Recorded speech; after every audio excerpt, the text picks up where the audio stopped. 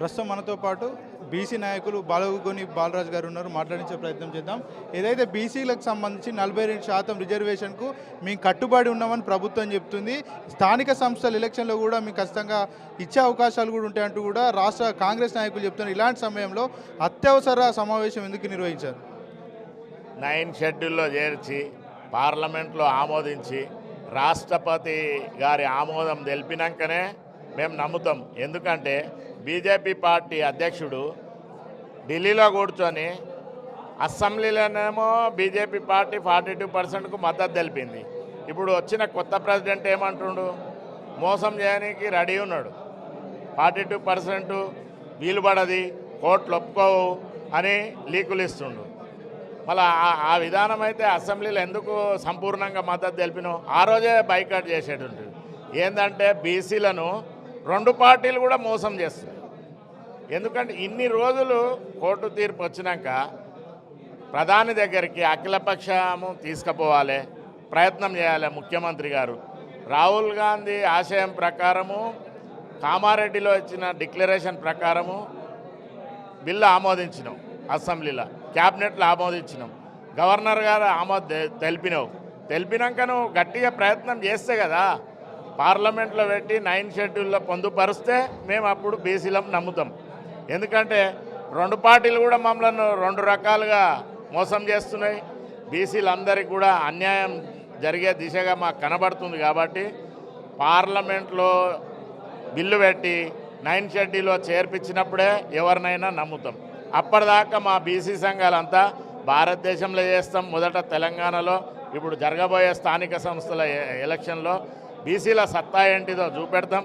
ఇప్పుడు బీసీలు చాలా చైతన్యవంతులైనరు, రాజ్యాధికారం అంటే ఏందో తెలుసుకున్నారు. కాబట్టి స్థానిక సంస్థలలో కంపల్సరీ మా బీసీలందరూ కూడా జెండా ఎగిరేస్తారు. బీసీల ఎక్కడ నిలబడితే అక్కడ బీసీలను గెలిపించే దిశగా మేము బీసీ క్యాండిడేట్లు ఉన్న దగ్గర మేము తెలంగాణలో ఉన్న బీసీ సంఘాలన్నీ కూడా ఒక బస్సు యాత్ర పెట్టుకొని అందరినీ చైతన్యం చేసి బీసీల వాటా సాధించే దిశగా బీసీలకు రాజ్యాధికారం తెలంగాణ వచ్చేదాకా కూడా మేము గట్టిగా పోరాటం చేస్తాము, సాధిస్తాము. ఇప్పుడు చూడండి, మొన్న కుల వృత్తులు అక్కడ పెట్టి ఐమాక్స్ థియేటర్ దగ్గర ప్రధానంగా మా కుల వృత్తుల మీదనే దాడి చేస్తుంది రాష్ట్రంలో ఉన్న ప్రభుత్వము. దాన్ని మేము ఖండిస్తున్నాము. బీసీలము మరి గౌడ్లం కూడా మేము సర్దార్ సర్వాయి పాపన్న వారసులము. మేము ఎక్కడ వెనుకకు తగ్గము. మా వృత్తిని ఓడగొట్టి ఈ విధంగా చేస్తే మేము సరి అయిన బుద్ధి చెప్తాము అటువంటి పార్టీలకు. ఇంకోటి 42% ఉద్యోగాలల్లో, విద్యల, కాంట్రాక్టులల్లో ఇస్తా అని చేసినావు. అదేమో ఇక్కడనే పెండింగ్ పెట్టినావు. ఈ 42% బిల్లు ఒకటే పంపినావు ప్రెసిడెంట్ ఆమోదానికి. అది కూడా ఇప్పుడు విద్యా సంవత్సరము ఎంతోమంది నిరుద్యోగులు తెలంగాణ రాష్ట్రంలో మీరేమన్నారు? ప్రజాపాలన మేము ప్రజాపాలనకు మద్దతు తెలుపుతామన్నారు. ఎక్కడ కనిపిస్తుందండి? ఉద్యోగాలు లేవు. విద్యలో 42% రిజర్వేషన్కు మేము సానుకూలంగానే ఉన్నాం. కాకపోతే అందులో బీసీలో కొన్ని ఇతర మతాలు ఉన్నాయి కాబట్టి మేము దానికి ఆమోదించడం లేదని చెప్పి. ఇతర మతాలు బీజేపీ ఒక కుంటిసాకు చెప్తుంది ముస్లింలు ఉన్నారని. అది పక్కా అబద్ధం. ఎందుకంటే గుజరాత్ రాష్ట్రంలో ముస్లింలనే మోడీ గారు చేర్పించిన రికార్డు ఉంది ముస్లిం కులాలను. అటువంటప్పుడు ముస్లిం అనేది బండి సంజయ్ గారు కొత్త నాటకం ఆడుతుండు. ఎందుకంటే ఆయన చెప్పులు మోసే చరిత్ర ఉంది. కాబట్టి ఆ విధంగా కాదు. మేము బీసీలము, ఎస్సీలం, ఎస్టీలం అందరం తెలంగాణలో ఒకటే ఉన్నాము. రాజ్యాధికారం సంపాదిస్తాము. మా రిజర్వేషన్ కూడా మేము గట్టిగా సాధించే దిశగా గట్టి ప్రయత్నం చేస్తాం. పార్టీ బీసీల పట్ల ఎందుకు ద్వంద్వ వైఖరి వ్యవహరిస్తుంది?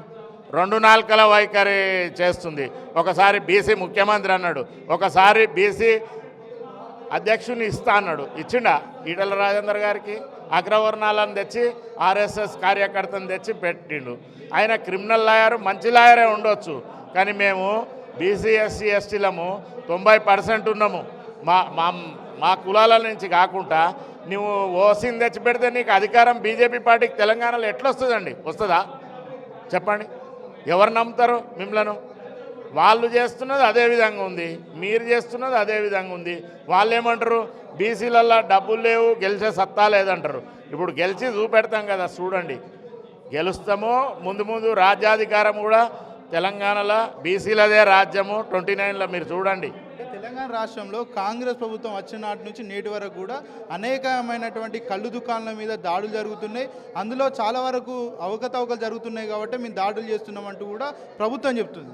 అవకతవకలు అంటేనే మేమేమన్నాము, సిట్టింగ్ జడ్జి ద్వారా విచారణ జరిపించండి, తప్పు జరిగితే మేము ఒప్పుకుంటాము. అక్కడ తప్పు చేసిన వాళ్ళు ఎవరండి? కాంగ్రెస్ కౌన్సిలర్ దొడ్ల వెంకటేష్ గౌడ్. కూన సత్యం ఎవరండి? కాంగ్రెస్ 30 ఏళ్ల సంది ఉన్నారు. వాళ్ళు రాజకీయంగా కూన సత్యం అన్నట్టు ఆయన ఎమ్మెల్యే సీట్ అడిగితే ఇప్పుడున్న అక్కడ 2 ఎమ్మెల్యేలు మాధవరం కృష్ణారావు గారు, గాంధీ గారు, వాళ్ళు ఎక్కడోళ్ళండి? గాంధీ గారు ఆంధ్ర మనిషి, ఇక్కడ వచ్చి ఎమ్మెల్యే కొనసాగుతూ ఏదో ఒక కెమికల్ కలిపి నిమ్స్ హాస్పిటల్లో చూడండి 50 మంది ఏ విధంగా వివక్షకు గురై ఏ విధంగా ప్రాబ్లం ఫేస్ చేస్తున్నారు. ఇప్పుడైతే డిశ్చార్జ్ అయిపోయారు. కానీ అంటే కుల వృత్తులు బతకొద్దా చెప్పండి? మేము షాప్లను అరికడతామని చెప్పిన ప్రభుత్వం గీతా కార్మికుల మీద కావచ్చు, కళ్ళు దుకాణాల మీద దాడిని చేయడం మీరు ఎట్లా చూస్తారు? అది కాదు, బెల్ట్ షాపులు అయినా లిక్కర్ వృత్తి అయినా మొత్తము గౌడ్లదే ఆ వృత్తి.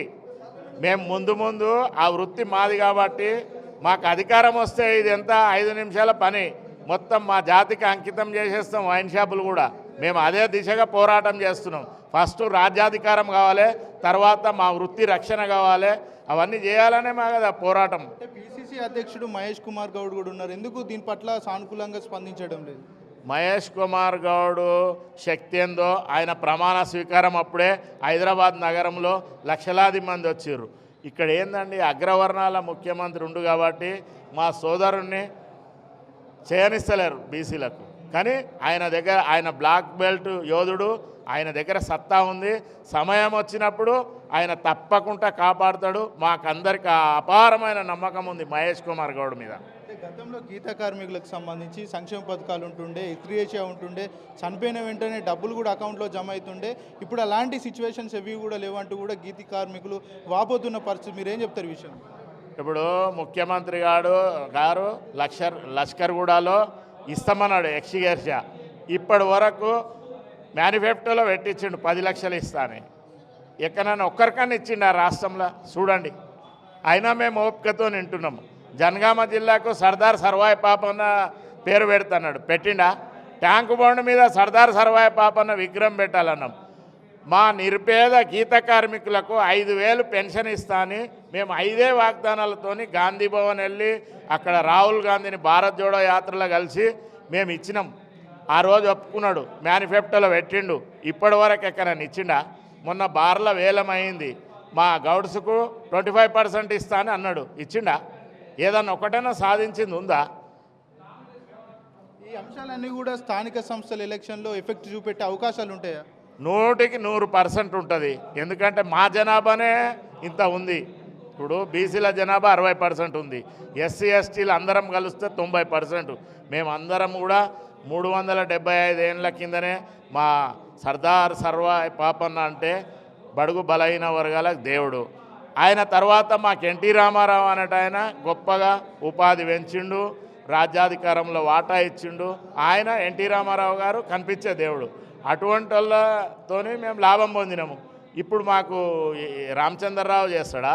ఇప్పుడున్న అగ్రవర్ణాల ముఖ్యమంత్రి చేస్తారా? జరుగుతున్నట్టు కనిపిస్తుందా చెప్పండి? అంటే 18 నెలల కాలం పాటు అనేక రకాలమైనటువంటి పోరాటాలు చేసినా కూడా ఇప్పటి వరకు కూడా ప్రభుత్వం సానుకూలంగా ఎక్కడ కూడా స్పందించిన దాఖలాలు కూడా కనబడట్లేదు. ఇక ముందు ఏమన్నా స్పందించే అవకాశాలు ఉంటాయా? మాకు రాహుల్ గాంధీ మీద అపారమైన నమ్మకం ఉంది. ఎందుకంటే ఇప్పుడు పార్లమెంటు జరుగుతుంది కదా, అక్కడ వెళ్తాము, రాహుల్ గాంధీని కలుస్తాము, అక్కడ ధర్నా పెట్టినాము. కాన్స్టిట్యూషన్ క్లబ్లో మేము రౌండ్ టేబుల్ సమావేశం పెట్టినాము. తెలంగాణ రాష్ట్రంలో ఉన్న బీసీ సంఘాలు మరియు భారతదేశంలో కూడా మాకు ఎవరైతే కలిసిమెలిసి ఉన్నారో వాళ్ళందరిని ఆహ్వానిస్తున్నాం. మేము పోరాటం ఎప్పుడు ఆపము. తెలంగాణలో బీసీల రాజ్యం వచ్చే వరకు కూడా నిరంతరము బీసీ సంఘాలలో పోరాటం చేస్తూనే ఉంటాం. ఎక్కడ వెనకడుగేయం.